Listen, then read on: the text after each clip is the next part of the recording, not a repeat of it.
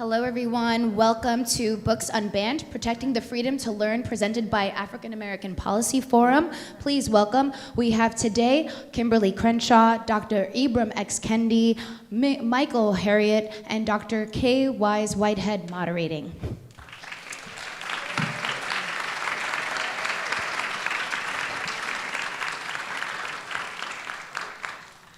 Good evening, folks. My name is Kaye Wise Whitehead, and I'm a professor of communication in African and African American Studies at Loyola University, Maryland, the national president of the National Women's Studies Association, NWSA, and the host of Today with Dr. K. I have the pleasure of moderating this evening's panel, Books Unbanned, Protecting the Freedom to Learn.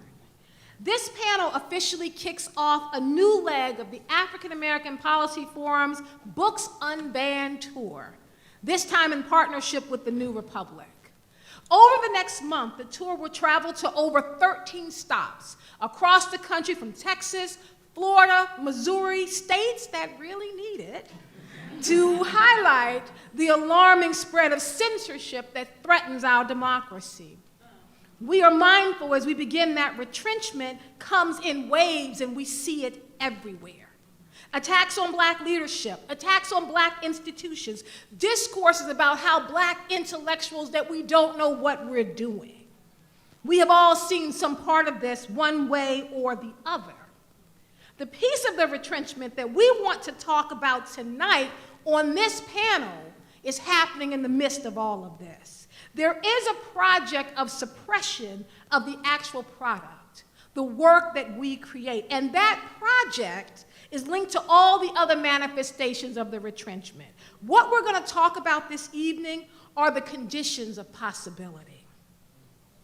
While Republican politicians try to deceive us by claiming that the crisis is a hoax or it's manufactured, the story from the ground tells a deeply troubling story.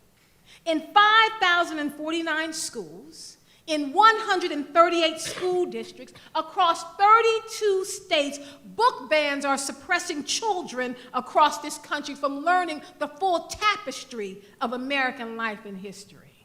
Because Black history is American history. Overwhelmingly, book banners continue to target stories by and about people of color and LGBTQ+ individuals. PEN America reports that 37% of the United titles that are banned are books about race, racism, or feature characters of color. Meanwhile, 36% of unique titles have banned LGBTQ+ characters or themes. Now, while the scale of these book bans has seemed to pierce the public consciousness, they're still being framed as organic or grassroots or apolitical attacks on knowledge. A closer look at the bans revealed that, to the contrary, there's a coordinated campaign to excise an entire fold of American life. That is, in particular, attacking stories which contend with the many ways in which this country has been shaped by an often violent and often relevant experience with racial hierarchy. Stories about Ruby Bridges, to MLK's letter from a Birmingham jail, to Toni Morrison piercing prose, our children are being denied access to the essential knowledge that makes sense of the world that they live in and the injustice that they see around them. These racist book bans are not just happening in isolation.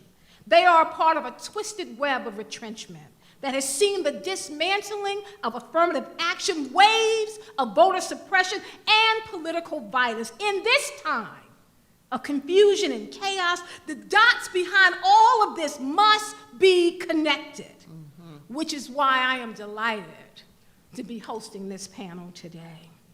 This panel brings together an astute collection of authors and their books, and what our discussion is going to consist of: race and racism, helping us to make sense of this cycle of progress and retrenchment.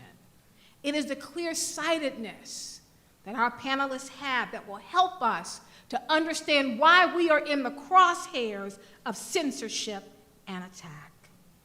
My hope is that our panelists will make sense of all of that for us and help us to chart the ways in which we can get this car back from the cliff that they're trying to take us over. To introduce our esteemed panelists, to my immediate right, who probably needs absolutely no introduction, is Kimberlé Crenshaw, the co-founder and executive director of the African American Policy Forum, the founder and executive director of the Center for Intersectionality and Social Policy Studies at Columbia Law School. She is the Isidore and Seville Salzbacher Professor of Law at Columbia Law School and the Promise Institute Professor of Law at UCLA Law School. Professor Crenshaw is the editor of Critical Race Theory, the key writings that form the movement, and the newly released hashtag Say Her Name, Black Women's Stories of Police Violence and Police Silence. Welcome, Professor Crenshaw.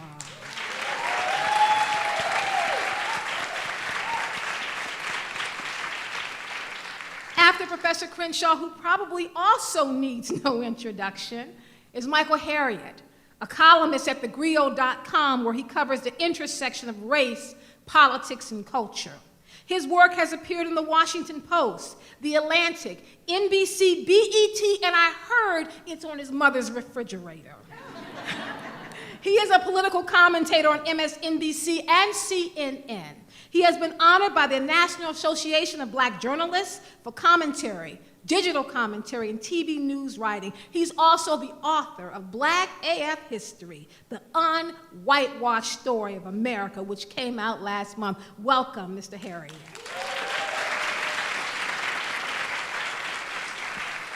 And last, and certainly not least, Dr. Ibram X. Kendi, a National Book Award-winning author of the popular book Stamped from the Beginning, The Definitive History of Racist Ideas in America, in addition to 15 books for adults and children, including 9 New York Times bestsellers, 5 of which were #1 New York Times bestsellers.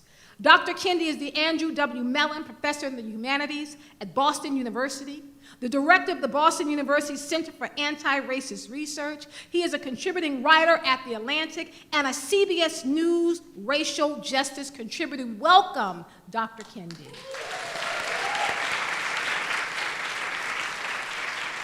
Please note that right after this panel, the panelists and I will be available to sign our books and be in close contact and discussion with you.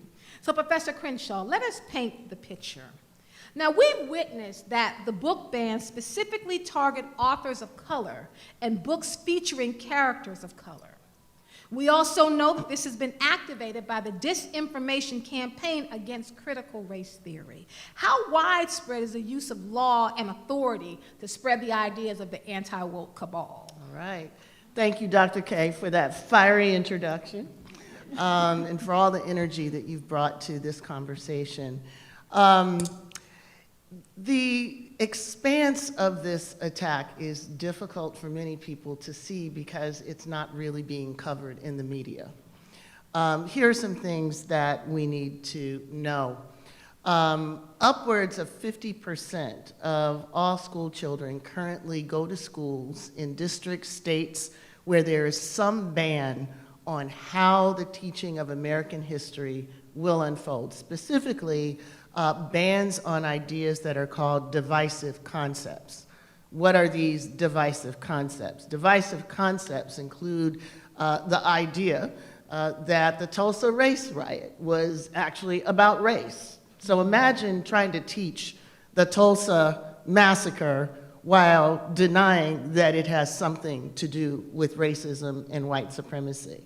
Divisive concepts include the idea that Rosa Parks, when she refused to give up her seat on the bus, was fighting something called white supremacy.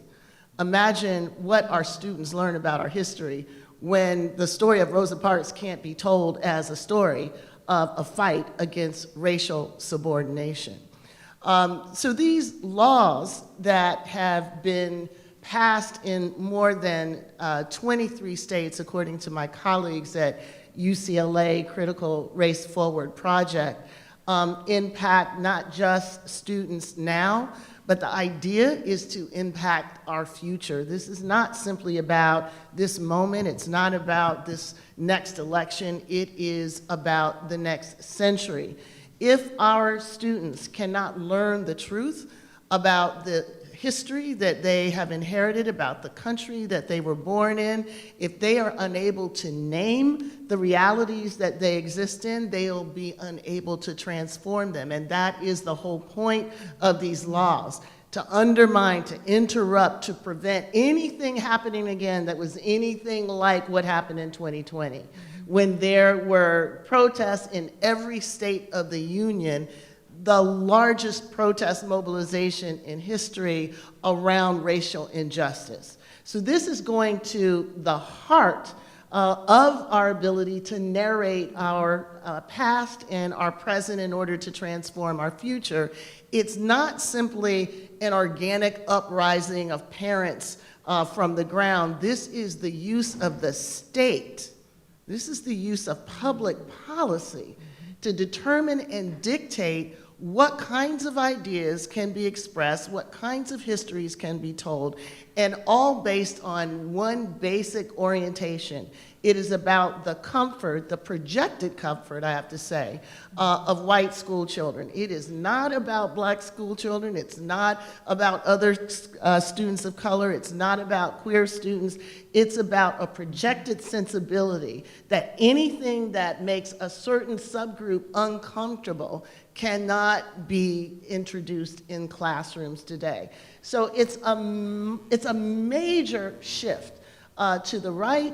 It's one that we don't really grapple with as much as we should, in part because the leader in this is a framework of critical race theory that basically has been distorted and weaponized into a justification for this level of suppression.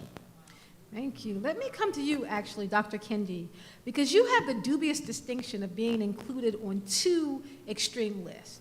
You are one of the best-selling authors in the genre, but you're also one of the most frequently targeted authors. Why are your books banned, and then what are they saying about why they have been banned? Let's see, they've said that, my books have selective storytelling. My books have which to me means that I'm not telling the story through the white gaze. That I'm not telling the story through the white gaze. Stated that it's factually incorrect. That because factually incorrect for them, because facts are white superiority. Facts are white superiority. They've stated that my books are talking about a left-wing hoax, which they call racism. A left-wing hoax, which to me means that, the reason why I guess they would say the reason why I guess brown and indigenous black people are more likely to be killed by police or incarcerated or impoverished is because there's something wrong with them, not racism. It's because there's something wrong with them. They claim that my books, they claim that school children, as Kim was saying, white uncomfortable children, as Kim was saying, which means that apparently white school children aren't reading about white school children abolitionists, reading about apparently they're not abolitionists in my books. Apparently they're not. They don't completely erase them and on and on. I mean, these are completely erase them and on. You know, obviously they show their own racist ideas. You know, obviously they show their own racist ideas. They show their own ignorance. My book actually. The book that I did with Jason Reynolds, a YA version of Jason Reynolds, called Stamp, was recently banned in Wilmington, North Carolina. Banned in Wilmington, North Carolina. The person who banned the book claimed that the book was disrespectful to the Bible. Claimed that the book was disrespectful to the Bible. Described and critiqued the curse of Ham theory. Described that justified the enslavement of black people. So that justified the enslavement of black people. To the Bible. So that's disrespectful to the Bible. Mr. Harriot, I now turn to you to complete this portrait of widespread censorship from a journalistic perspective. What is the story that is being told about this in mainstream media? Well, the story that most of us read, to be clear, is a story of white supremacy, right? So what you read about, for instance, critical race theory, is that scholars from since the late 70s, and I would argue that since Du Bois, had a historically accurate, Du Bois created sociology as we know it. And that the scholarship from Du Bois down to Professor Crenshaw, all of these scholars, these educated people who went to the greatest institutions that America created, you're reading that the things that they did are not true because a white man said so.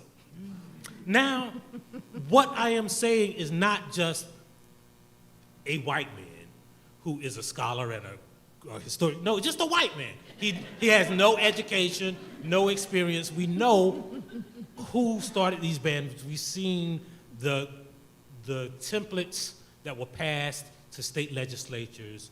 We know that the premises that they redefined what, for instance, critical race theory is, based on what a white man said, not a scholar, not an academic, not a historian, not just a white man. That is white supremacy.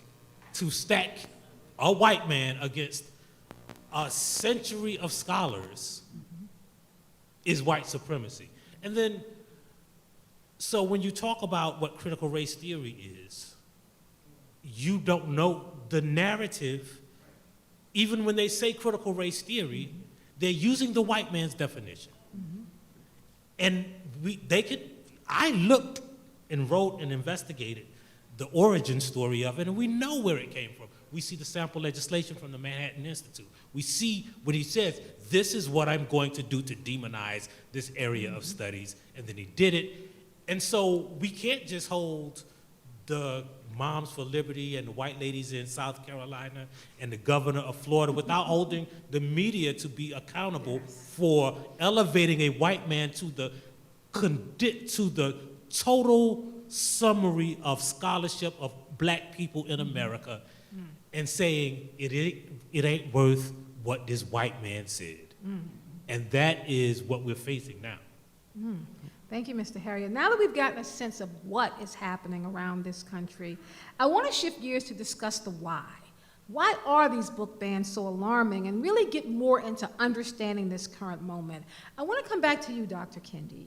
As someone who has written books for a younger audience, how should parents of black and brown children think about the significance of these book bans, particularly in light of the daily wrenching dimensions that our children endure in their So they're young, black and brown children, young, 3 years old, 5 years black old, and brown 7 children, years old, 3 years old, 5 years coming old, home 7 years to old, their parents and who are saying, coming home I want to to be white. their parents and saying, There are I want to be 6-year-old black and There brown are children 6-year-olds, who are saying, I want blue eyes. black and brown children. who are saying, There I want are blue eyes. 4-year-old black and brown children. There are saying that I don't 4-year-old like black my and brown hair children saying that I don't they're, like they're my black and hair brown children who are coming home. They're black and brown and children saying that who are my coming skin is home dirty. and And they're saying black that and my brown skin is children who are coming home. They're black and brown children saying who are what's coming wrong home with me and what's wrong and with saying us. What's wrong and with me? it's important What's for wrong us with to understand that And these it's children important for us to are understand growing that up in an these atmosphere children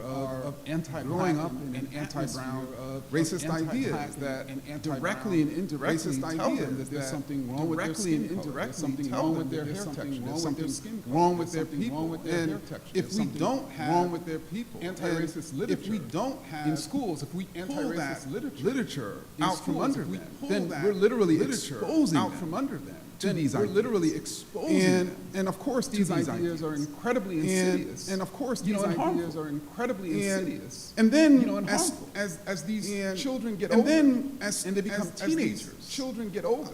You know, and one they become study teenagers. recently found that black. You know, teenagers one study recently found experience that black 5 teenagers instances of racist experience discrimination 5 per day. instances of racist Just to understand the discrimination scale per day. for black Just to understand the teenagers. scale. The number For of times black they're followed by teenagers. the police, or they're followed The number by of people, times they're followed by the police, you know, or in they're followed by stores, people, or teachers you know, assume in stores, or that they're teachers misbehaving because assume, they're black, that they're you know, these are misbehaving things because that they're black. our young people are You know, experiencing these are things routinely that and our young regularly, and if people they are don't have experiencing routinely and regularly, and if they don't have of racism, then who do you think they're conception of blaming racism for what's happened to them? Then who do you think they're blaming? And how for is what's that happening? affecting their sense of themselves, self? their sense of And how is that affecting their And so sense to of me, self? their Like, sense of development. this is incredibly And so to me, like, for our this children. is incredibly And harmful clearly the people who for are our snatching children. these books And clearly their the people hands, who are snatching taking these this books education out of their hands, who are out of our taking this schools do not education, care about black and brown out of our children, and they schools never do have. not care about black and brown children, and they never have. Thank you. Professor Crenshaw, I come to you because you've been at the forefront of sounding the alarm about this crisis since the first panic about critical race theory emerged in 2020. Has it been alarming to you that so many people with influence claim that they did not see it coming? Yes. Alarming, disappointing, frightening. This started, I want people to remember back during the debate between Biden and Trump, when Trump was asked to repudiate the Proud Boys, and instead he said, stand by. When people tell you stand by, they're telling you, I got something for you. And about a month later, he gave them something. It was an executive order in which he grouped all of these ideas that are part of the equity infrastructure. Ideas ranging from structural racism, implicit bias, to gender equity, everything under equity. They were all grouped together and framed as race and gender stereotypes. I mean, talk about taking a set of ideas and turning them upside down. And basically saying that none of these ideas could be incorporated into training in the federal government and its contractors. So one thing that is important to recognize, when the federal government adopts a policy and applies it to its contractors, it's huge. It goes not just to offices in Washington, D.C., but even the Urban League that has a lot of federal contracts, or the National Fair Housing Council is subject to this order. So concretely what that meant is that the National Fair Housing Council could not talk about structural racism in the housing industry. I mean, just think about what that means, right? If you can't talk about structural racism in the housing industry, one of the most segregated aspects of our society, then basically you can't do fair housing advocacy. It's just over. Or if you're the Urban League and you can't talk about the wealth gap or the health gap as a structurally embedded set of relationships, you can't do the work that you do. So that executive order told us everything we needed to know about what was coming. Unfortunately, because this was seen as an election or campaign-oriented tactic, most people saw it as just a flash in the pan, something that would fade away, something that when President Biden rescinded the order, we wouldn't have to worry about anymore. And that was a mistake.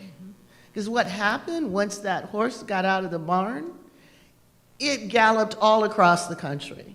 So ALEC, if you guys don't know what ALEC is, look it up, American Legislative Council. They basically took that executive order, turned it into a legislative model that then was copied all over the country again and again and again. So this thing that began with a promise to the Proud Boys moved from the far right of American politics into the very center of American government, and now is firmly situated inside the state legislatures of at least 23 states. And here's the other thing that my colleagues at UCLA found. It's not just a red state phenomenon. This is happening at school boards and city councils and county commissioners in blue states. California, the left coast, is a place that has more of these local level initiatives than even Texas, because Texas was able to do it by state law. It's happening in suburbs and in rural areas and in largely white communities across the country. So how do I feel about it? Angry that it took this before people started saying, oh, wait, they really mean all of it, right? Not just a small part of it. They're going for the entire enchilada. And now folks are starting to speak back to it. The question is, you know, sometimes there is a such thing as being too late. And the question is, are we too late? I come to you, Mr. Harriot. While many of us are shaking our heads at the manifold contradictions in this moment, we cannot look the absurdity of the moment. Now, you are the king of pointing out the absurdity embedded in white supremacy. So what stands out for you as kind of that one little piece, the weirdness of it all in this moment? So I am in New York City talking about people who are opposed to anti-racism, diversity, equity, and inclusion.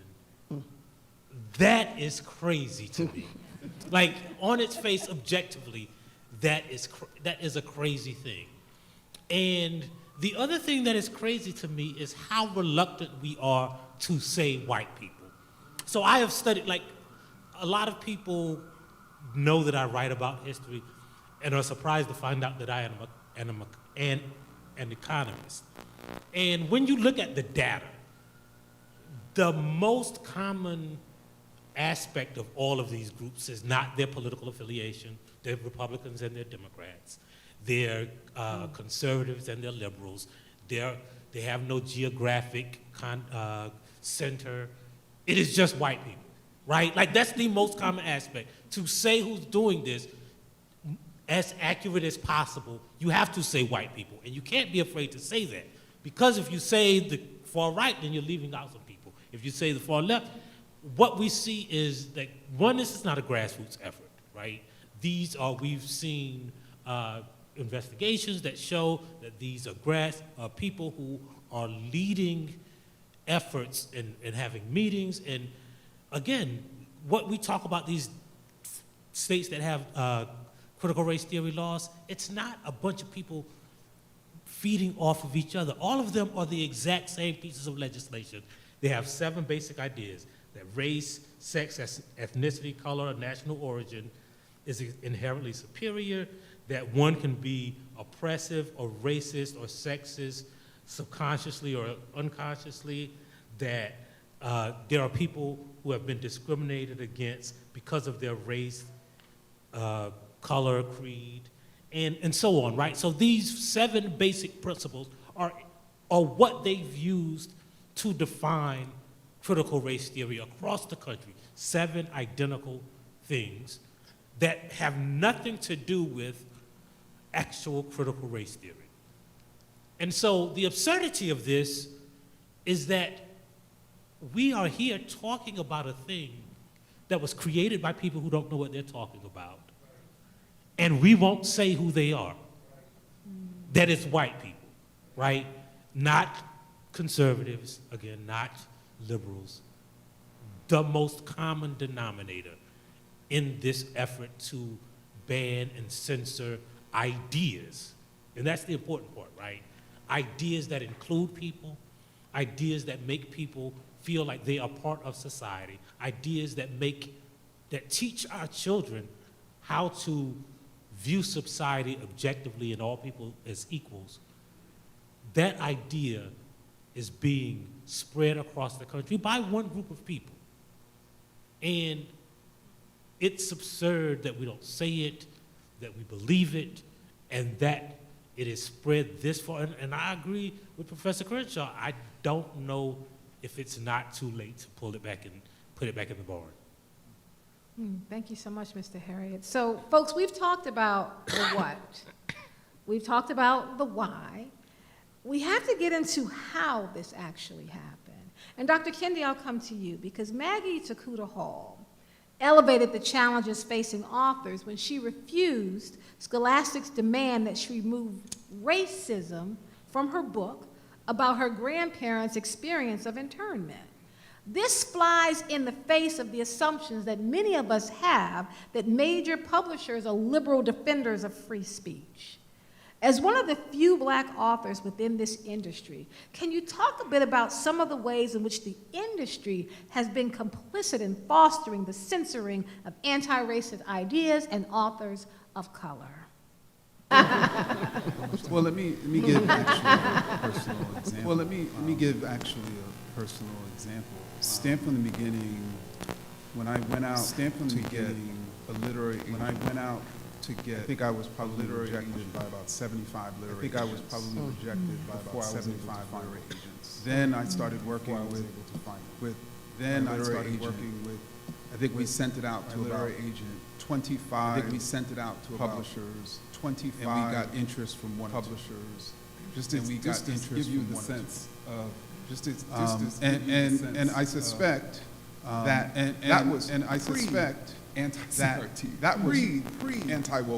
And so I can only imagine anti-wokeism. What's happening now, particularly for new authors. What's happening now, particularly for new authors who have big ideas, innovative ideas, who are big ideas, pressing us and pushing us to challenge us and pushing us to sort of think about things, challenge, in new ways, the ways in which they're censoring themselves, in new ways, the ways in which they're censoring themselves. Because I suspect that some authors recognize this storm, and they're like, I don't know about putting my work out. Storm, and they're like, I don't know about putting my work out. And then authors who ultimately submit, and then authors who ultimately get rejected, almost totally just as I get rejected, and almost totally just as I did. Almost all of those editors who rejected me, almost all of those editors, all of the editors rejected me, are like rejecting all of the editors today are liberal, rejecting authors today.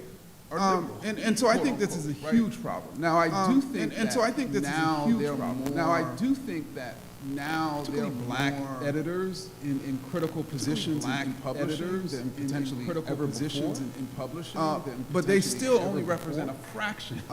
But they still only represent a fraction who are engaged in this work. But let's say somehow who are engaged in this work. But let's say somehow you get an editor, you publish your book. Now you actually got to publish your book. Now right, and you have a media culture. Right, and you have imagines that these books are controversial. So literally telling the truth controversial is controversial, and so that creates another sort of barrier. And so that creates particularly for another sort of who are trying to break through. Particularly for new authors who are trying to break through. Thank you. Mr. Harriot, I want to come back to you because like you, I work in the media. And every time I talk about white supremacy on my show, there's always a group of white men from Dundalk who call and say, well, what about Black people? What about your issues? Why don't you give both sides of the story as if there's a Black side to white supremacy? But they want me to talk about both sidesism. So can you talk about how the media has aided and abetted this extremist agenda by practicing both sidesism? Right, so there's this, in journalism, there's this idea of objectivity that is a white construct, right? And so here's an example.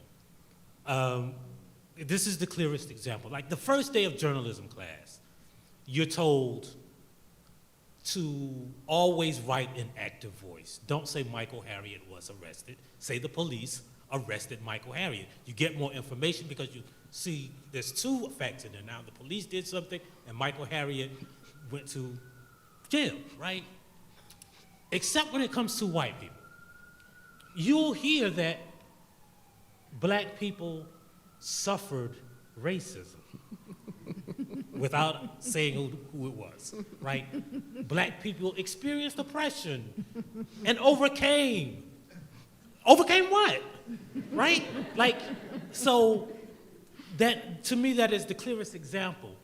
But I say that to say the ways in which the media, because this idea of objectivity is not just what you include in a story and how you choose to tell that story, but is what you choose to leave out of the story, right? So if you choose to say, Kimberlé Crenshaw said this, And she is, she has every degree that you can hold, and, she's been writing about critical race theory, and she's kind of the definitive authoritative figure in this area. And then Christopher Rufo says this, and you don't say that he has no education in any area of education. Mm-hmm. He has no experience in educating people. He has no expertise. Then what you are doing is you're elevating Christopher Rufo to the same level of expertise as someone who's actually a scholar in the area. And if you don't say every time you use the word critical race theory that this is not what it means, then you're perpetuating Christopher Rufo's idea and not the scholar's ideas, right? And that ain't a right-wing effort. That's the liberal media. That's the most liberal part of this society. So we can, again, frame it as a right-wing thing, but these ideas are perpetuated by both liberals and conservatives, and you don't even have to subscribe to this conspiracy theory when you can see that in Los Angeles and the New York Times and Texas and Florida, they're all saying the same thing and writing the same laws, and the articles all say the same thing. So we can't start thinking about, we can't continue to think about this as a conservative idea or a liberal idea or something that has both sides. There are not two sides to the truth. Right. Right? There are not two sides to a definition. A word, a phrase means something. And you don't have to give a lie as the other side unless you intend to perpetuate the lie or elevate it to the equality of the fact. Yes. And that's what we have to understand about this both sidesism that we call objectivity. Thank you. So, Professor Crenshaw, you are a legal scholar, and we have laid out how the publishing industry is guilty. I think Mr. Harriot has pointed out how the media is guilty. But I think there's another guilty party here, because you and I have been working on the Freedom to Learn campaign, which has attempted to expose the ways in which other institutions have abetted this censorship while attempting to profit from the exact knowledge that they're trying to censor. So can you talk about how this dynamic has played out in alarming ways? Well, I think you're calling on us to talk about the College Board censoring of the African American Studies Advanced Placement course that was created in the opportune moment after the George Floyd, Breonna Taylor uprising created a demand at long last for an AP course on African American Studies. Let's be clear about something. College Board is a $1.5 billion nonprofit. That's just, make of that what you will. Yeah. But, they have a business model, and the business model is making money off of offering advanced placement courses so students can take the course, take a test at the end of the course so they can test out of certain credits in higher education. There have been attempts for a long time to get African American Studies into AP. It was never the right time until the aftermath of George Floyd, Breonna Taylor. So paint this picture when we're having, so many corporations saying, we stand with you, Black people, when for a hot period of time, a short period of time, finally, concepts like structural racism and implicit bias and institutional discrimination become hot button issues, and people want to understand it better. They want to understand how, after all these years, we can still stand by and watch a Black man be murdered in front of all of our eyes. How is it? Why is it? What are we supposed to do about it? So there was a demand for knowledge. College Board stepped into that. collected a lot of African American scholars to help create this course.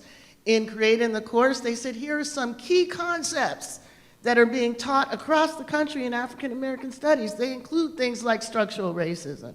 They include things like black feminism, intersectionality. They include moments like these, like Black Lives Matter. So all this stuff goes into the course. Of course, there's a lot of stuff about ancient Kush and, you know, the history, but also the concepts that hold that history and give it meaning for African American people and our broader society in the here and now. So that becomes part of the course. It just so happens that this train is moving along a track that collides with another train called anti-wokeism, collides with the agenda of suppressing these ideas in the name of anti-wokeism. You heard it.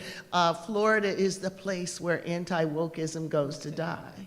So this course, of course, runs into this train of denial, of suppression.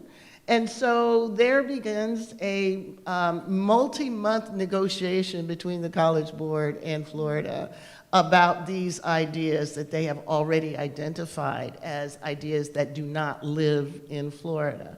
So not too surprisingly, the governor of Florida has this chart of all the ideas in this course that will not be taught, and in that chart includes structural racism, queer theory, intersectionality. These are the things DeSantis doesn't like. The College Board goes back and within a couple months comes back with a course that just happens to take out all of those ideas.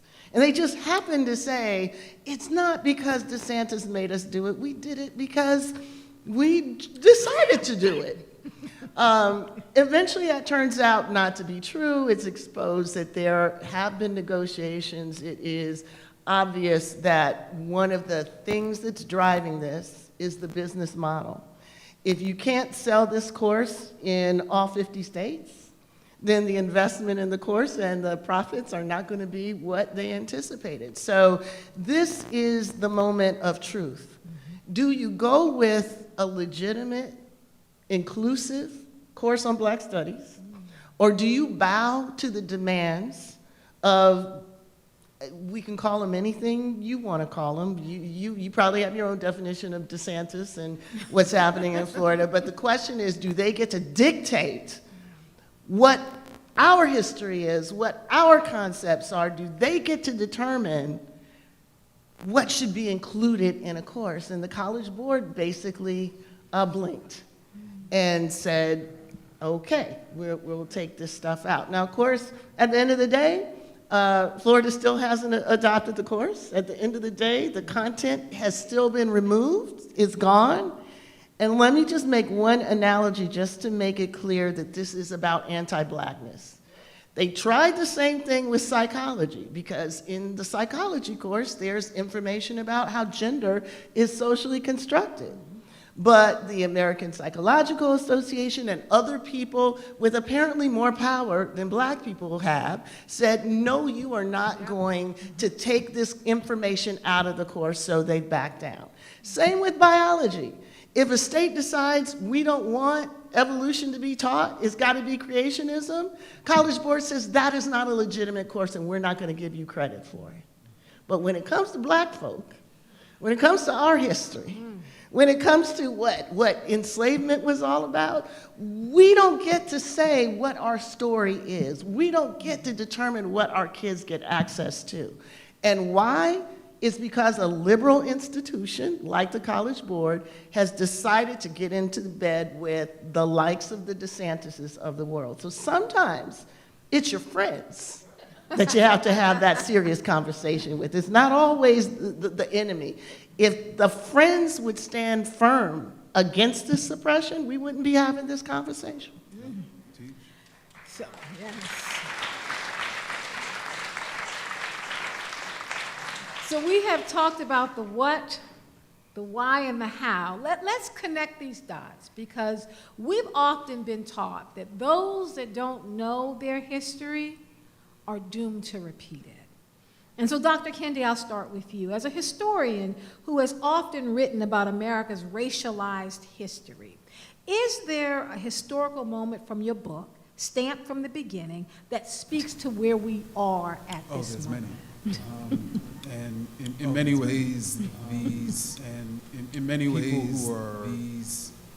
white people who are banning books, white people who are banning people, banning books, who are banning theories and fields, banning really their theories and fields, their ancestors, their ideological ancestors, their ancestors, strategic ancestors were enslavers and strategic segregationists. The original book segregationists were enslaved. Original book and in the 1830s and 1840s and 1830s, more and more 40s and anti-slavery literature, more and more was produced. There was more and more book bans, and that was everything. There was more and more book bans. David Walker's radical appeal to the colored citizens of the world in 1829, when he urged the world in 1829, when he urged throw off the yoke of slavery violently if necessary, yoke of slavery even Uncle Tom's Cabin, to that even in the end told black people they need to go back to Africa. That and everything in between was banned, and everything in between by enslavers was banned by transition to the Jim Crow era. Transition. We of course remember the ways in which black bodies were segregated out, but black stories were segregated out too. But black books were segregated out of these black books were segregated out of these and ironically it was imagined that desegregation would be harmful to who? It's the same argument. White children. That they're using today. It's the same desegregating of knowledge, that the desegregating of literature, that the desegregating of thought, of literature, are somehow harmful to white children. And I think it's important for us to white children recognize. I think it's important for us to also recognize for the first 60 to 70 years, for the first 60 to 70 years, after the Civil fear-mongering was around black was around people, their presence, their excellence, their striving. People, their presence, was harmful their excellence, their striving was harmful. Then it flipped women.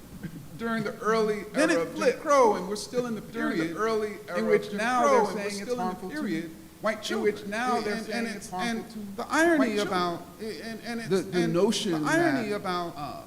It was the notion that anti-racism is harmful to white children, is harmful to when we're living in a moment is when white children are being targeted online by white supremacists, being targeted online who are actively trying to woo them into actively trying to woo them into, and we're also removing literature that allows them to identify and recognize white supremacists.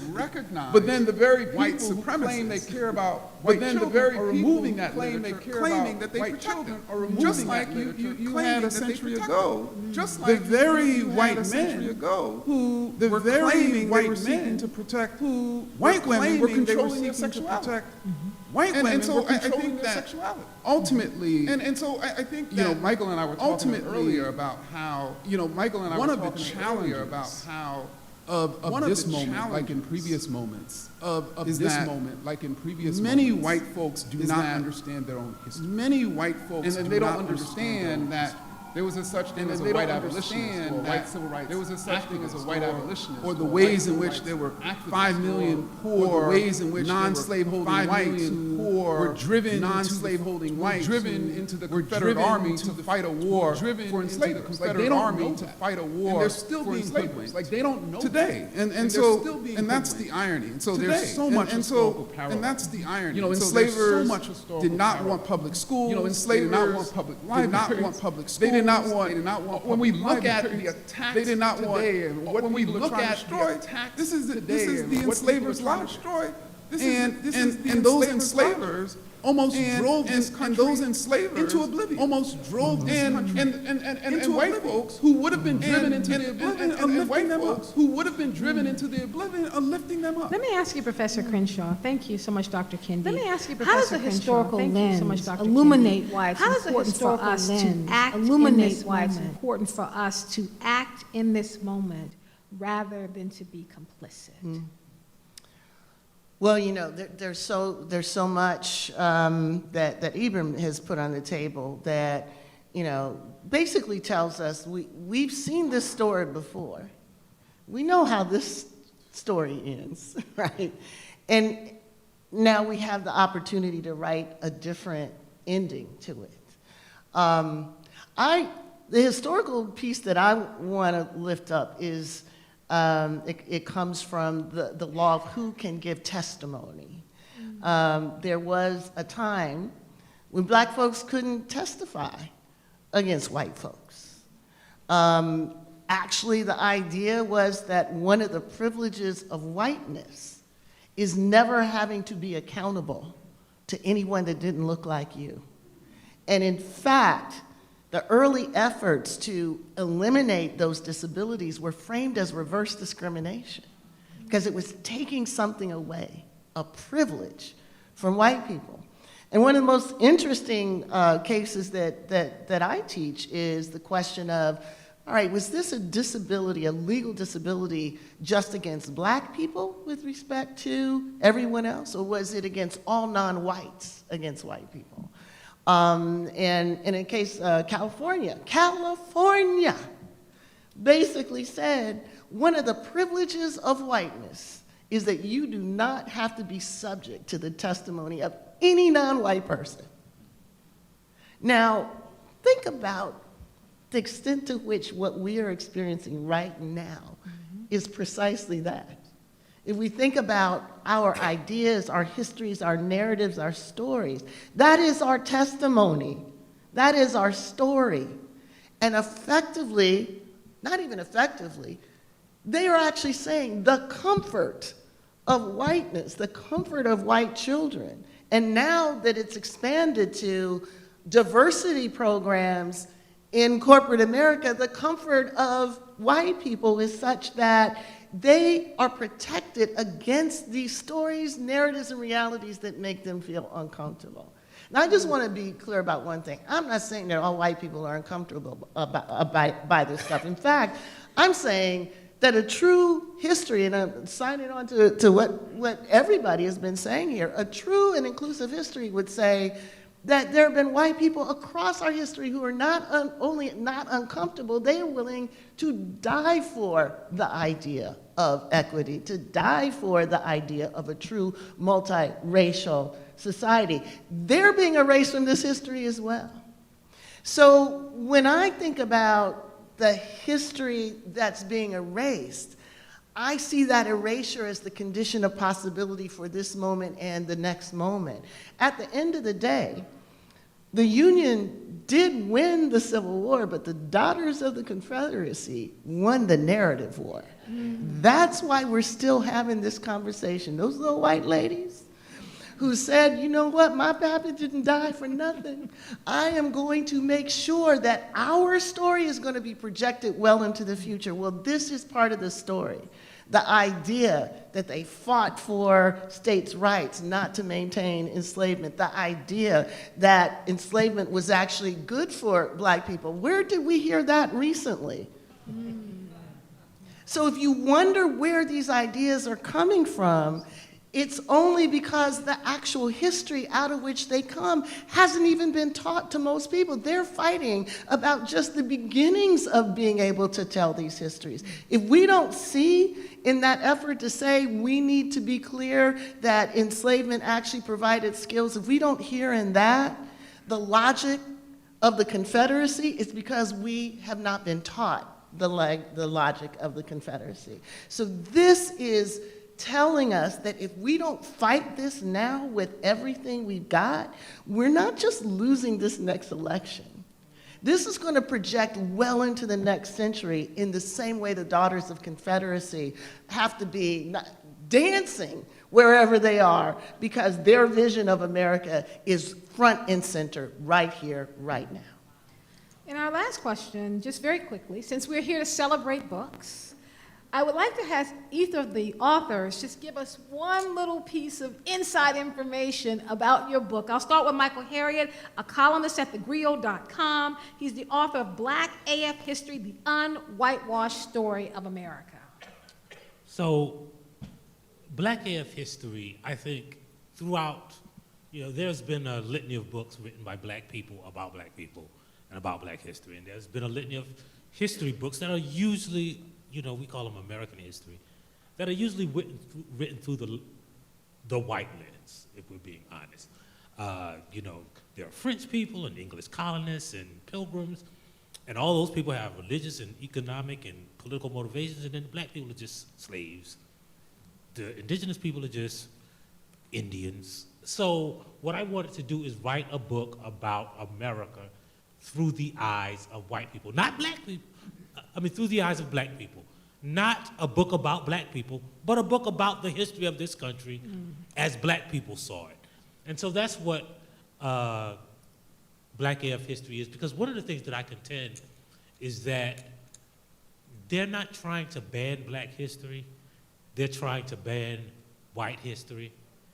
They don't care if you talk about, the civil rights movement saying, we shall overcome. As long as you don't talk about what they overcome, you can learn about slavery, but not about what the enslavers did. You can learn about the founding fathers, but not about how they, like George Washington, chased on a judge and enslaved woman down until the day he died, that Thomas Jefferson never freed an enslaved person in his life, but somehow he has this reputation as an anti-slavery abolitionist.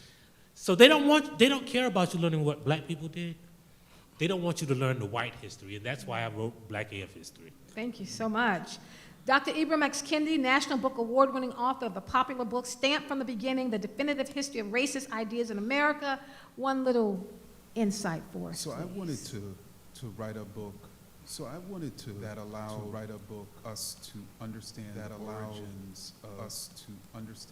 anti-black racist ideas, anti-black racist ideas that I find anti-black racist in too many cases that I find are common sense in too many cases. And I think that these ideas are so insidious, so widespread. These ideas are so that I think it's hard for people to understand that people actually created these ideas. That there was a time in which people did not actually think people with darker skin were lazy. People did not actually think people with darker skin were lazy. And so I wanted to really write a book that really named names. So I wanted to really write a book who created these names of precisely.